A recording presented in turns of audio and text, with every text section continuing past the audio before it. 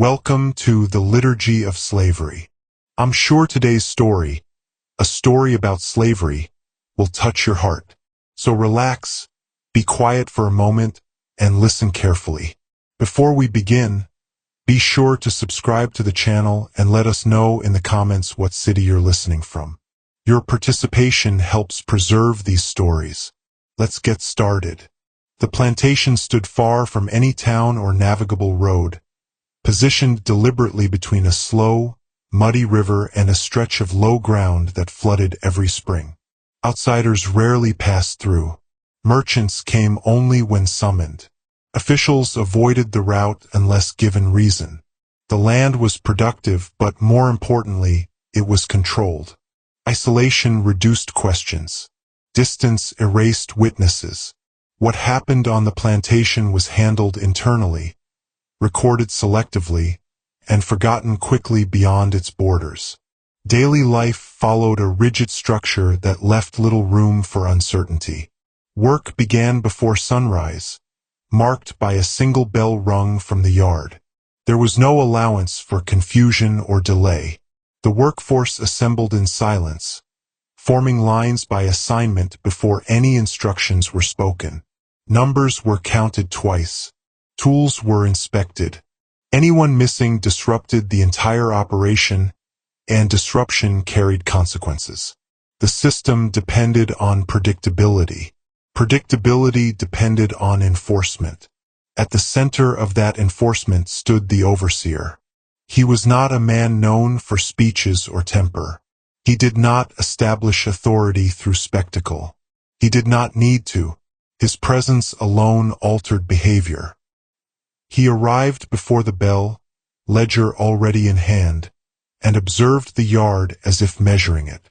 He noticed posture, spacing, fatigue, hesitation. Corrections were issued quietly. When punishment occurred, it followed a schedule already understood by everyone present. There were no surprises, and that made him feared more than men who relied on rage. Among the enslaved workers, his reputation was precise rather than emotional. He was seen as dangerous because he was consistent. He did not bargain. He did not respond to pleading. He did not escalate unnecessarily, but he never reversed a decision once made. Among the junior overseers, he inspired caution. He corrected mistakes without raising his voice, which made those mistakes feel permanent. Among neighboring planters, he was considered effective but difficult. He kept his operation stable, but he did not defer socially. He rarely drank with other whites, rarely laughed, and never explained his methods. The plantation owner tolerated him because the numbers justified it. The owner appeared only when it suited him. He lived primarily elsewhere and treated the plantation as both income and proof of authority. When he visited, he stayed in the main house, removed from daily operations, and issued instructions based on mood rather than information. He enjoyed being feared. He enjoyed demonstrations of obedience. He did not enjoy being contradicted, even indirectly. For years, the arrangement functioned because their roles were separate. The owner ruled in theory. The overseer ruled in practice. As long as productivity remained high and complaints remained internal, neither challenged the boundary openly. That balance ended quietly, without announcement. On the morning the conflict began, the routine held. The bell rang. The yard filled. The count matched the ledger. Assignments were issued and carried out. The owner had arrived late the previous night but had not yet appeared. By mid-morning, heat settled over the fields, and work progressed as expected. It was a junior overseer who first brought the discrepancy. He approached carefully, choosing words that did not accuse. One worker reassigned earlier in the day had failed to return from the north field. The man had been present at dawn. No permission had been given to leave. No injury had been reported. The overseer checked the ledger. The name was marked present. The reassignment was recorded in his hand.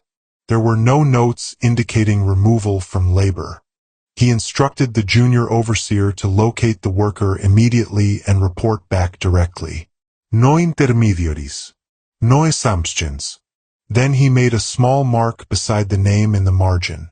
Not a judgment, not yet an incident. The worker was found less than an hour later behind a storage shed near the main house. He was alive but injured badly enough to prevent normal labor. The injuries were recent. They were not consistent with any punishment authorized that day or the days prior. The overseer examined the worker briefly, without commentary. He did not ask questions in front of others. He reassigned the man to light duty and instructed that the injury be recorded under physical condition, not discipline. The distinction mattered. Preserved the integrity of the ledger. At noon, the owner summoned him to the house. The meeting was informal in tone but pointed in intent. The owner complained about output despite stable figures. He mentioned hearing that the plantation had become too quiet, that discipline lacked visibility. He spoke dismissively of records, suggesting that order required presence, not paperwork. When the overseer presented the ledger, the owner waved it away without reading. Then he referenced the injured worker, speaking casually, as if describing a routine correction. He implied that intervention had been necessary because the overseer had grown detached from direct authority. The overseer asked a single question. Had punishment been ordered? The owner smiled and replied that he did not require permission to discipline what he owned. The overseer did not argue. He did not raise his voice. He acknowledged the statement and left. What changed was not visible immediately. The yard functioned. Work continued. No orders were countermanded openly. But in the ledger, the overseer added a separate notation unconnected to any name or date. It was a private marker used only when a pattern required attention. That evening, he walked the grounds alone. He inspected the sheds, the paths behind the house, the edges of the quarters. He noted signs of recent activity where none should have occurred. He did not confront anyone. He did not document the walk. Observation came first. Over the following days, inconsistencies multiplied.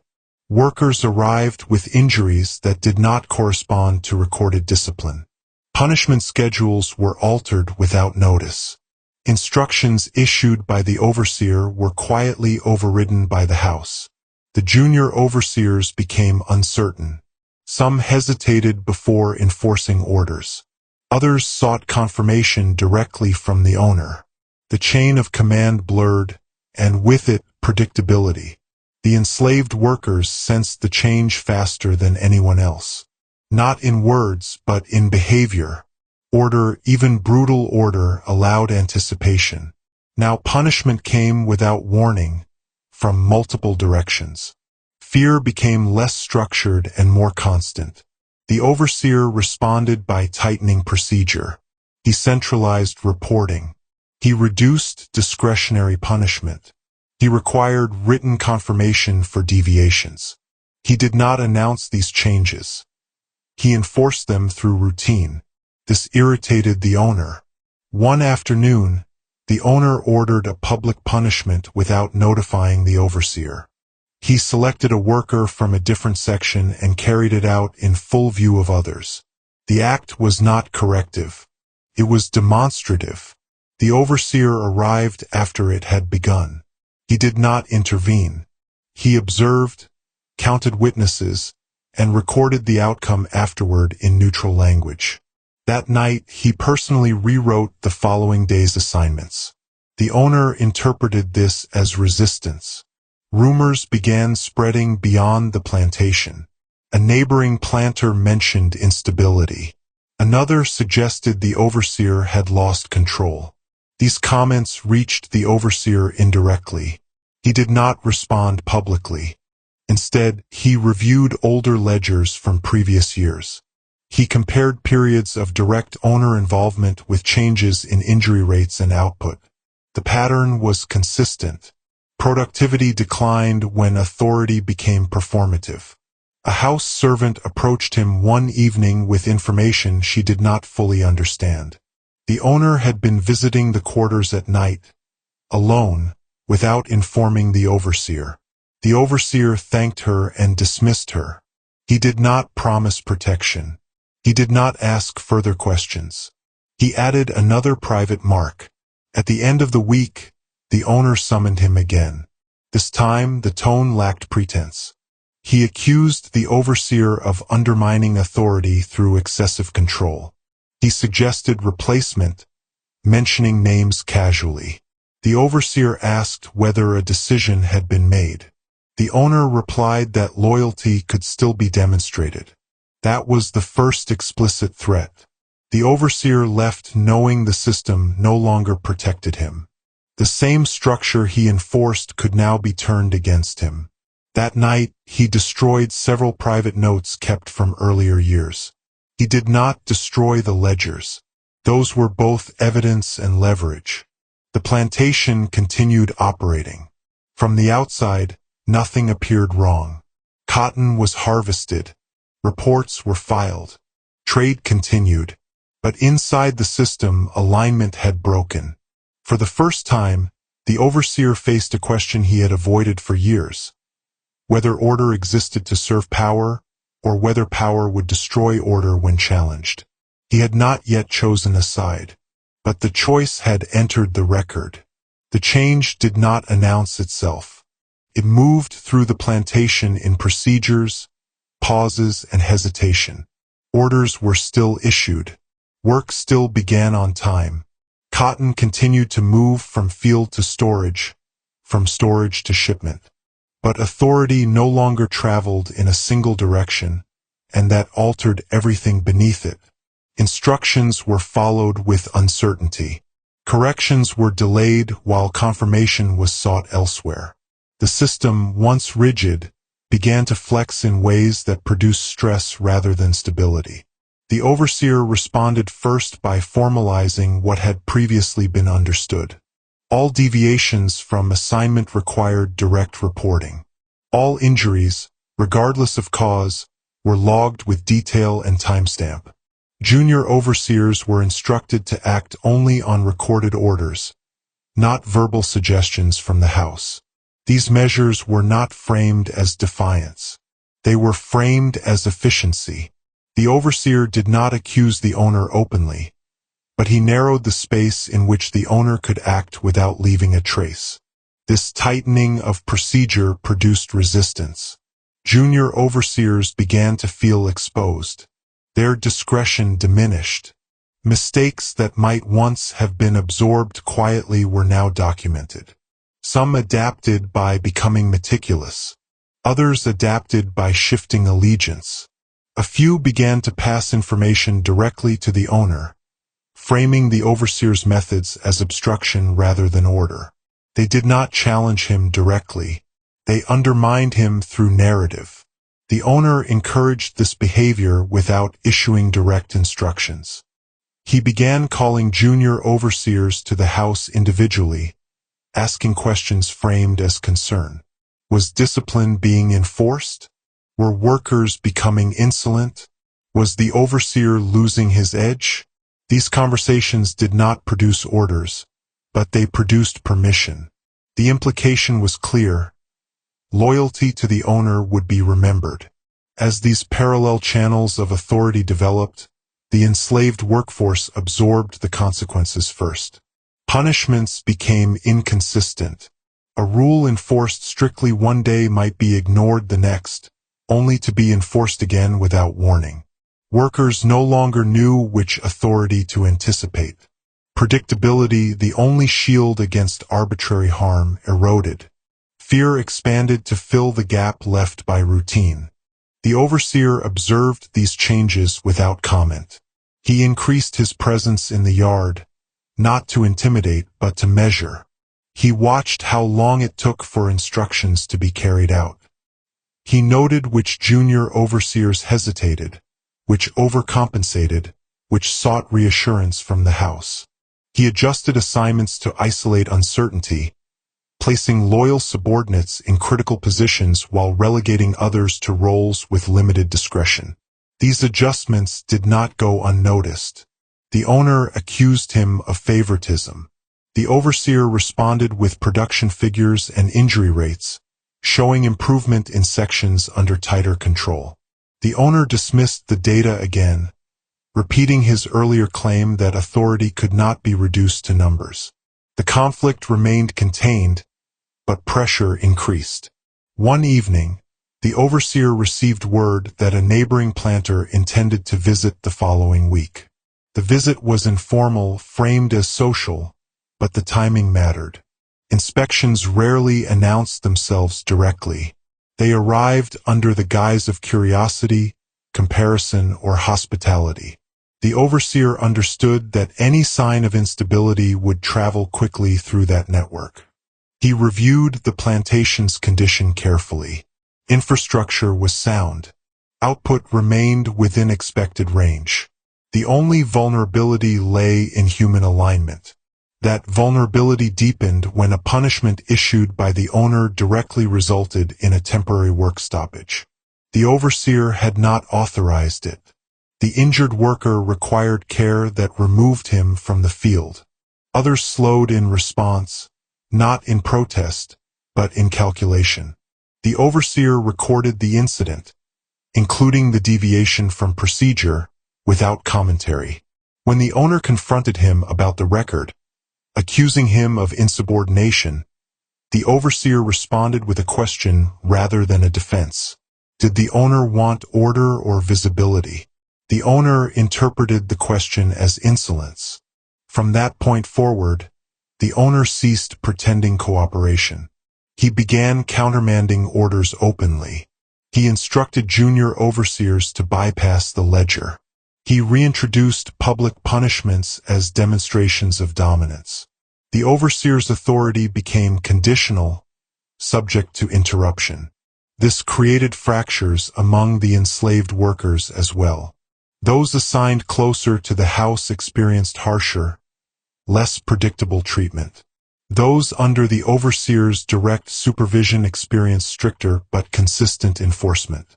Rumors spread through the quarters about which authority was safer to encounter. These rumors were not expressions of loyalty. They were survival calculations. The overseer became aware of at least one individual relaying information from the yard to the house. He did not identify the informant publicly. He did not remove him. Instead, he altered the flow of information, limiting what any single person could observe. He fragmented authority further, but only under his control. A critical moment arrived when a minor infraction escalated unexpectedly. A worker failed to meet quota due to exhaustion. Under previous procedure, the overseer would have issued a recorded correction and adjusted assignment. Instead, the owner intervened directly, imposing a harsher response meant to reassert dominance. The result was immediate. The worker collapsed and had to be removed entirely from labor. This incident drew attention beyond the plantation. A trader visiting the area heard of it secondhand and mentioned it in town.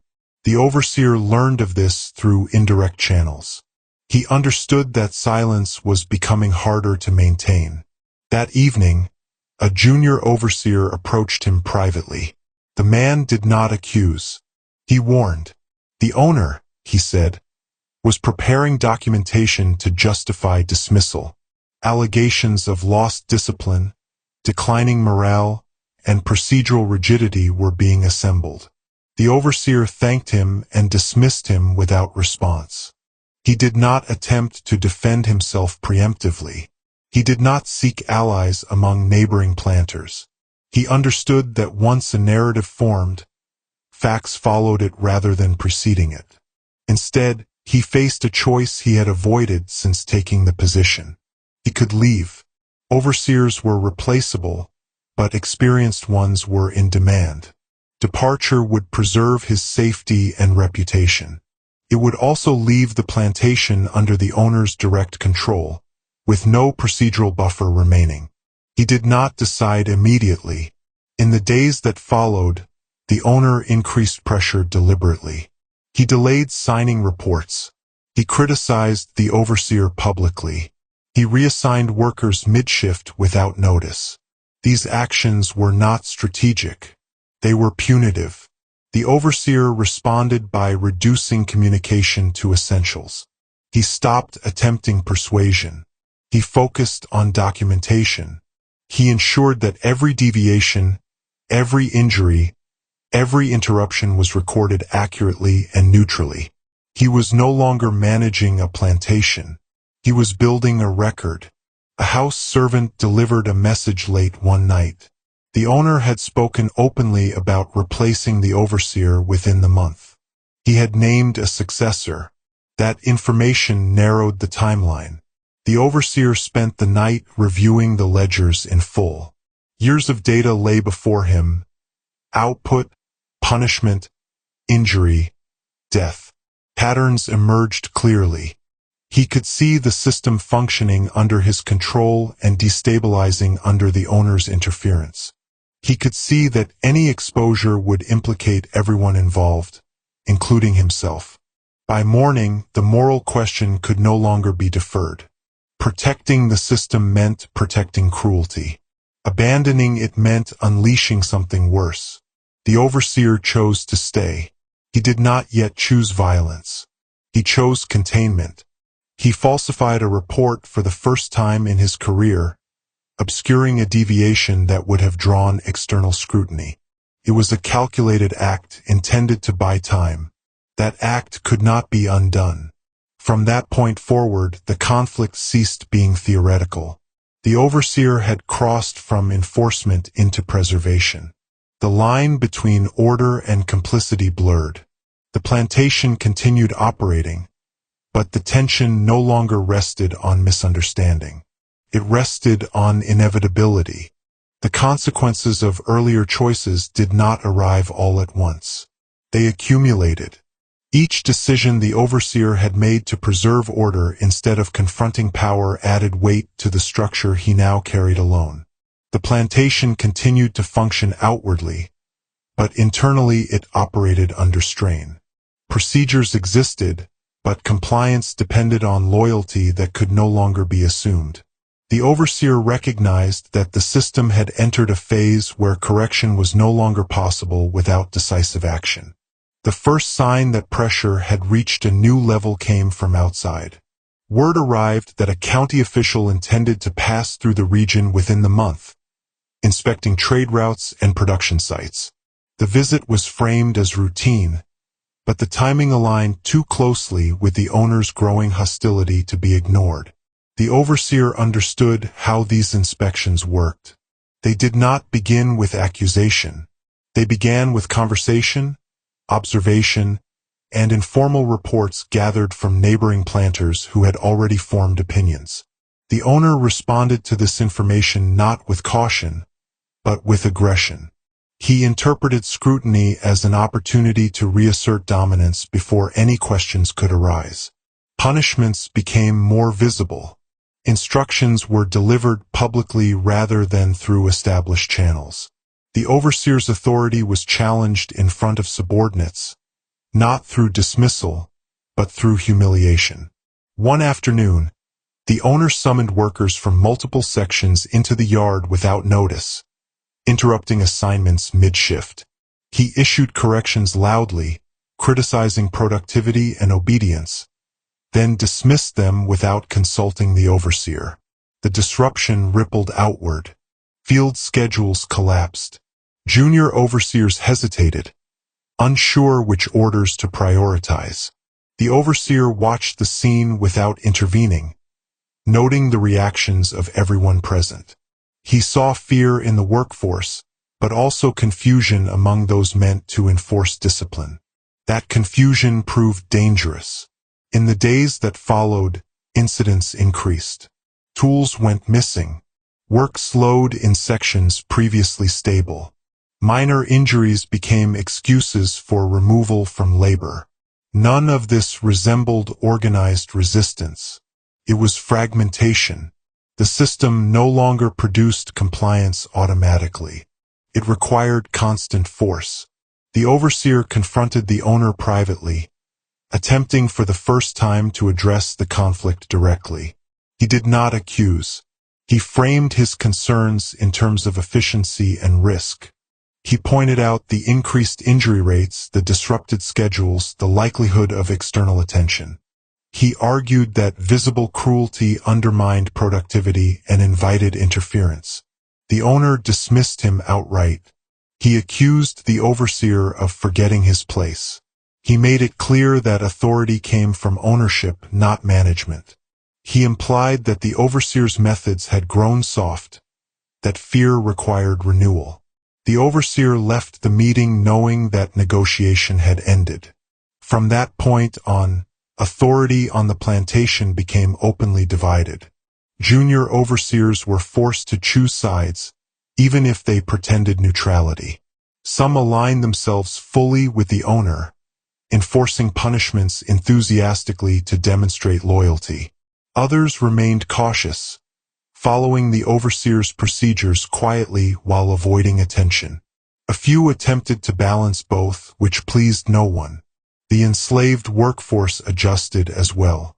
Those assigned near the house learned to expect unpredictability and prepared for it by minimizing visibility. Those under the overseer's direct control followed routines precisely, not out of trust, but because predictability reduced risk. Communication between sections declined. Isolation replaced any remaining sense of collective awareness. The overseer began to see that containment was no longer sustainable. The owner's behavior was not merely cruel, it was destabilizing. It threatened the plantation's operation, its secrecy, and ultimately its survival as a functioning enterprise. The overseer understood that if external authorities intervened, they would not distinguish between owner and manager. Responsibility would spread downward. A critical incident occurred when a punishment ordered directly by the owner resulted in the death of a worker later that night. The details were contained quickly. The body was removed before dawn. The cause was recorded as illness exacerbated by exhaustion. No questions were asked publicly, but the overseer knew. He compared the timing, the injury reports, the deviations. He added another mark to the ledger, heavier than the others. This incident hardened positions. Fear among the workforce intensified. Some junior overseers became visibly nervous. One began drinking heavily. Another grew excessively harsh, attempting to preempt criticism by exceeding expectations. The owner praised this behavior openly, reinforcing the message that brutality equaled loyalty. The overseer recognized that the system was now selecting for the worst impulses. He also recognized that his own position had shifted. By falsifying records earlier, by containing incidents rather than exposing them, he had become complicit. Any attempt to leave now would raise questions. Any attempt to expose the owner would implicate him. The moral clarity he once relied upon no longer existed. A house servant delivered information that forced his hand. The owner had spoken openly about staging an incident to justify dismissal. An accusation of negligence. A fabricated escape attempt. Something dramatic enough to erase the overseer's reputation completely. This was no longer about authority. It was about survival. The overseer began planning in earnest. Not emotionally, not impulsively, but methodically. He assessed the owner's routines, his habits, his reliance on isolation. He noted how often the owner moved without witnesses, how rarely he informed others of his movements. He identified moments when control was weakest. At the same time, he prepared contingencies. He tightened supervision over junior overseers most likely to interfere. He reassigned workers in ways that reduced overlap and observation. He ensured that night routines followed predictable patterns. These preparations did not go unnoticed. One junior overseer confronted him, accusing him of plotting against the owner. The overseer responded calmly, reminding him of procedure and responsibility. He issued a warning, not a threat. The junior overseer backed down, but suspicion remained. The moral question that had hovered abstractly now demanded an answer. The overseer no longer framed it as rebellion or loyalty. He framed it as containment versus collapse. The owner's continued presence threatened to expose everything. Removing him would preserve the system, at least temporarily. He did not consider alternatives involving law or exposure. He understood the legal reality. Ownership conferred immunity. Any accusation would be dismissed or redirected. Violence committed by the owner was invisible unless it disrupted economic output. The overseer's decision was not driven by sympathy for the enslaved workers. It was driven by a belief in order. He believed that cruelty could be regulated, that violence could be contained within procedure. The owner represented chaos. Chaos invited scrutiny. Scrutiny destroyed systems. As the county official's visit approached, the owner's behavior grew more erratic. He drank openly. He issued contradictory orders. He spoke of the overseer dismissively in front of others. He hinted that a reckoning was coming. The overseer watched, measured, and waited. The final catalyst came unexpectedly. The owner accused the overseer publicly of falsifying records, waving a ledger he did not understand. He threatened to turn him over to authorities for fraud. The accusation was baseless in its specifics, but devastating in implication. It positioned the overseer as a criminal rather than a subordinate. That night, the overseer reviewed his options one last time. Departure was no longer possible. Exposure would mean imprisonment or worse. Submission would mean replacement and erasure, followed by unrestrained violence under new management. There was only one path left that preserved control. He finalized his plan. It did not involve witnesses. It did not involve spectacle. It involved silence, routine, and the exploitation of trust the owner no longer deserved but still assumed. By morning, the overseer had crossed a line he could not retreat from. The decision was complete, even if the act had not yet occurred. The plantation continued its work as usual. Fields were harvested. Reports were prepared. Nothing in the day's routine suggested that authority was about to be redefined permanently. But the structure now rested on a single, irreversible choice. The night chosen for the confrontation was not marked by urgency or secrecy in appearance. The plantation followed its established rhythm. Work ended at the expected hour. Tools were collected. Counts were verified. Reports were prepared for the next day. Nothing in the routine suggested a rupture. That was deliberate. The overseer understood that disruption invited attention, and attention was the one variable he could not afford. The owner spent the evening as he often did during visits. Drinking, issuing contradictory instructions to anyone within reach, and reminding those around him that authority belonged to him alone. He spoke loudly about discipline, about weakness, about the need to remind everyone who controlled the land.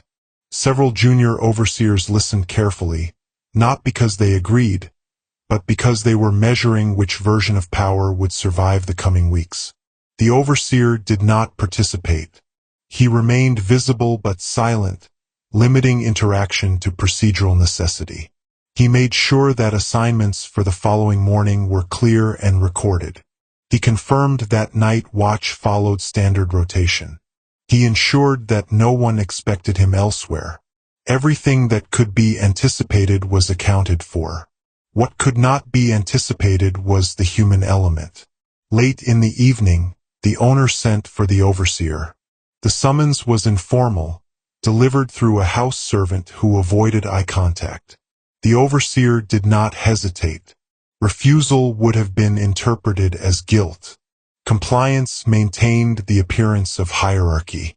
The meeting took place not in the main house, but in an auxiliary structure near the edge of the grounds, a place the owner favored for private conversations away from servants and visitors. The owner spoke without restraint. He accused the overseer of plotting, of falsifying records, of undermining authority. He threatened exposure, legal action, replacement. He framed himself as generous for delaying consequences. The overseer did not deny the accusations. He did not confirm them either. He listened, allowing the owner to speak himself into certainty. When the owner paused, expecting submission, the overseer asked a single question: whether the owner intended to remove him immediately or stage a public justification first. The question shifted the dynamic. It revealed calculation rather than fear. The owner reacted with anger, interpreting it as insolence. He moved closer, speaking about ownership, about control, about the ease with which a man could be erased from both land and memory.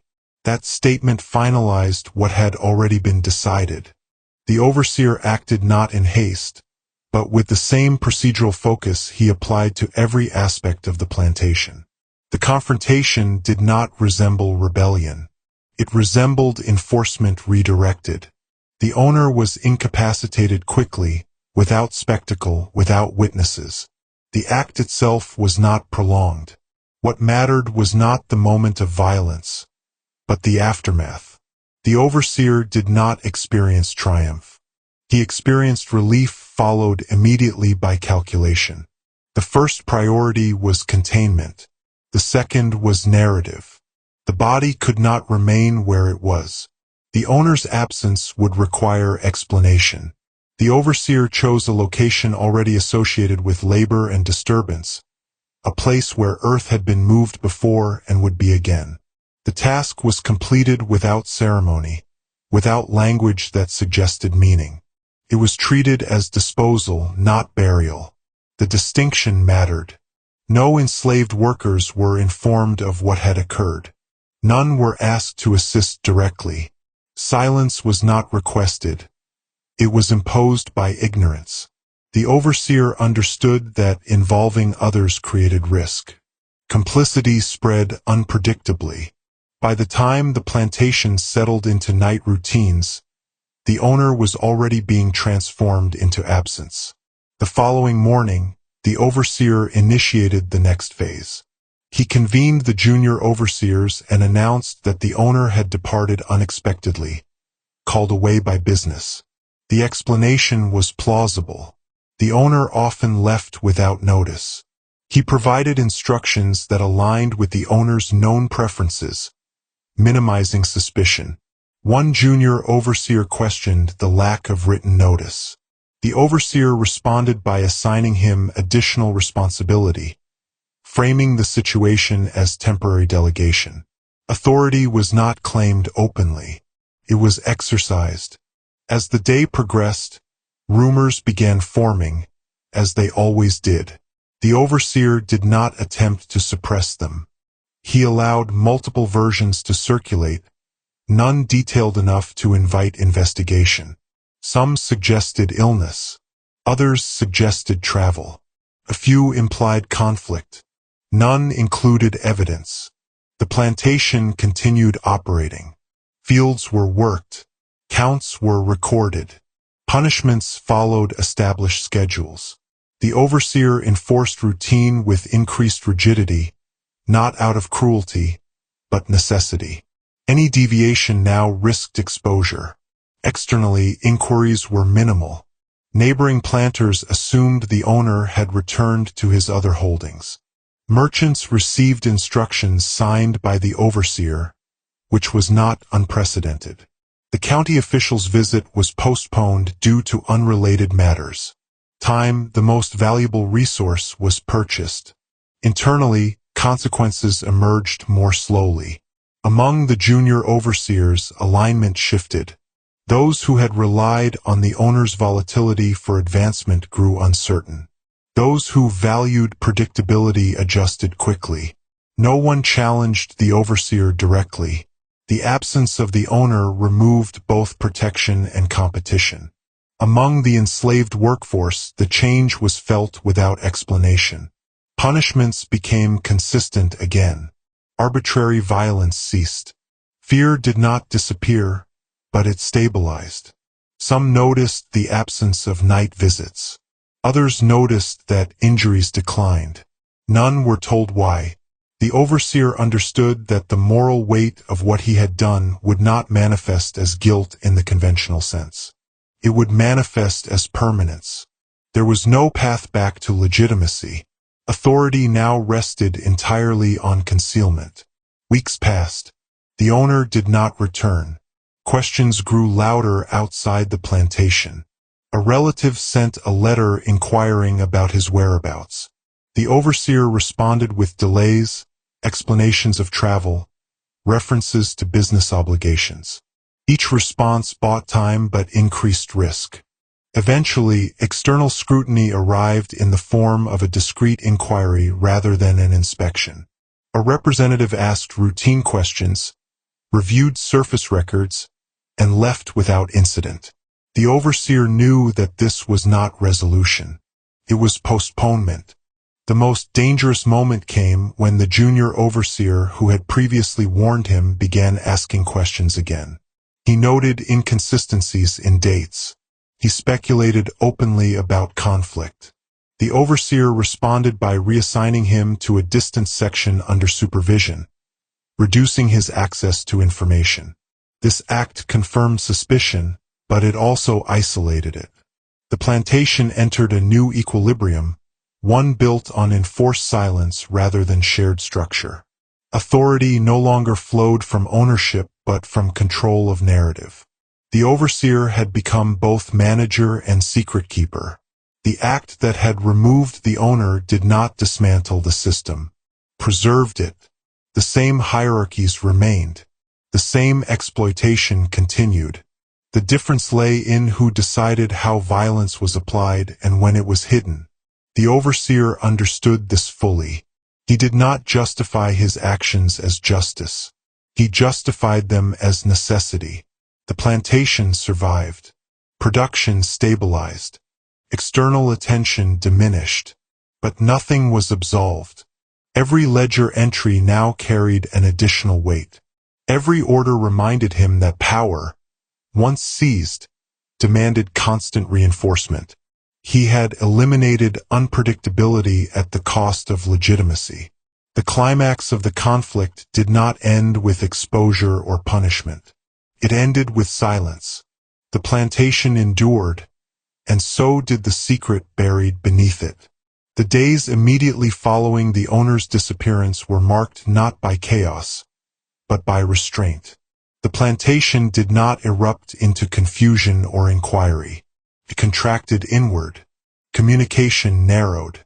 Decisions were centralized. The overseer made no announcement beyond what was operationally necessary. He understood that the greatest risk lay not in action, but in explanation. The less that was said, the less that could be contradicted. Officially, the owner was away on business. This explanation was repeated consistently, without elaboration, whenever the question arose. No dates were given. No destinations were named. The owner's history of irregular travel made the claim plausible, and plausibility was sufficient. The overseer ensured that correspondence continued under his authority, using established signatures and phrasing. Nothing appeared rushed. Nothing appeared concealed. Internally, the plantation adapted quickly. The junior overseers adjusted their behavior according to incentives they understood well. Those who had relied on proximity to the owner for advancement recalibrated, becoming cautious and compliant. Those who had favored structure over spectacle found their positions strengthened. Authority, now singular, restored predictability. Orders were followed without hesitation. Deviations decreased. Productivity stabilized. Among the enslaved workforce, the change was felt more sharply, though never explained. Nighttime disturbances ceased. Arbitrary interventions from the house ended. Punishments returned to recorded schedules. Fear did not disappear, but it regained shape. For people conditioned to survive through anticipation, this mattered more than mercy. Some noticed fewer injuries. Others noticed fewer disappearances from the quarters. None were told why, and none asked questions aloud. The overseer observed these outcomes without satisfaction. He did not interpret them as vindication. He understood that the system remained intact. Exploitation continued uninterrupted. Labor was extracted efficiently. The only difference was the removal of volatility. Violence had been regulated, not eliminated. In his mind, this was containment, not justice. External inquiries emerged slowly and indirectly. A relative of the owner wrote again, requesting confirmation of his location. The overseer responded with delay, citing unreliable travel routes and incomplete information. Merchants asked questions framed as concern rather than suspicion. The overseer answered them in person, using familiarity to deflect scrutiny. He did not fabricate elaborate stories. He relied on ambiguity. When a county representative eventually visited, the inspection focused on surface indicators: output, order, compliance. Ledgers were reviewed selectively. No discrepancies were pursued aggressively. The plantation appeared functional, profitable, and unremarkable. In the absence of complaint from neighboring landowners, interest waned. What saved the overseer was not the absence of evidence, but the absence of incentive. No authority wished to investigate a functioning plantation without external pressure. Ownership conferred insulation. The disappearance of a single owner, inconvenient though it might be, did not outweigh economic continuity. Weeks turned into months. The owner did not return. His absence hardened into assumption. Some spoke of illness, others of debt. A few speculated quietly about conflict. None possessed proof. Over time, the question lost urgency. Absence became normal. The overseer's position solidified. He assumed full operational control without formal declaration. He did not claim ownership.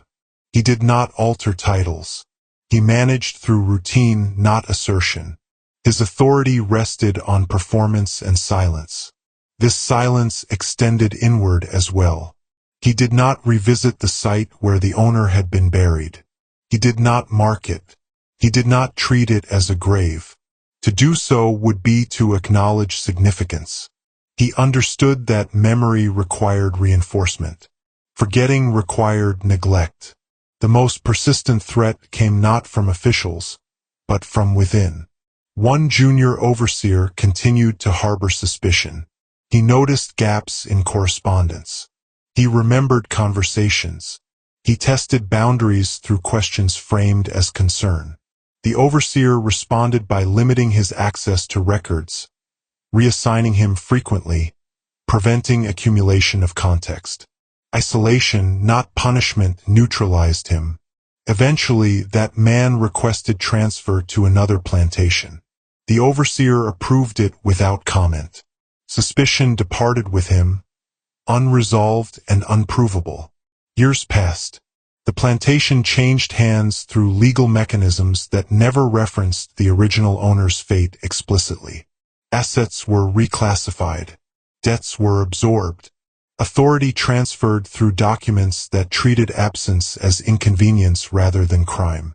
The overseer remained in place, valued for stability during transition. New owners did not ask about the past beyond what affected output. They inherited a functioning system and saw no reason to disturb it. The overseer adapted to their preferences, modifying procedure where required, maintaining control where possible. He never repeated what he had done. He never needed to. Among the enslaved community, the story did not vanish entirely. Transformed. Details blurred. Names were omitted. Cause and effect dissolved into suggestion. The tale became less about a specific act and more about warning. That power could turn inward, that silence preserved survival, that questions carried risk. These stories were whispered, not recorded. They shifted with each retelling, absorbing fear and losing clarity. Eventually, they were no longer about a man buried in the ground. They were about the plantation itself, about places one avoided at night, about the danger of attracting attention from any authority. The overseer aged within this system. His health declined gradually. His routines narrowed. He delegated more but supervised closely. He never expressed remorse publicly. Privately, he did not frame his actions in moral terms. He framed them as inevitability. The moral question that had driven his decision never resolved itself into certainty. Had he acted to prevent greater harm, or had he merely preserved a structure that depended on harm? He understood that both interpretations could coexist. He did not attempt to reconcile them. When he eventually left the plantation, whether through dismissal, retirement, or death, the system continued without pause. New overseers enforced new procedures. Owners changed. Labor continued. The buried body remained undiscovered, its significance eroded by time and disinterest. History did not record the event. No trial followed. No testimony was given. There was no reckoning. What remained was a pattern. Violence concealed by efficiency, power maintained through silence, and moral responsibility diffused until it belonged to no one in particular. The story does not end with redemption or exposure. It ends with continuity. The plantation survives. The system adapts. The act that removed one man does not dismantle the structure that enabled him. The question left behind is not whether the overseer was justified, but whether justification matters when outcomes reinforce the same hierarchy. If violence is used to preserve order rather than challenge it, does it differ meaningfully from the violence it replaces? That question lingers not because it has an answer, but because history is full of such moments, buried, undocumented, and absorbed into normalcy. And that is how the scandal disappeared. Thanks for watching. If you want more stories like this, don't forget to subscribe to the channel. It really helps. And tell us in the comments where you're listening from. Who knows? The next story might be from your city.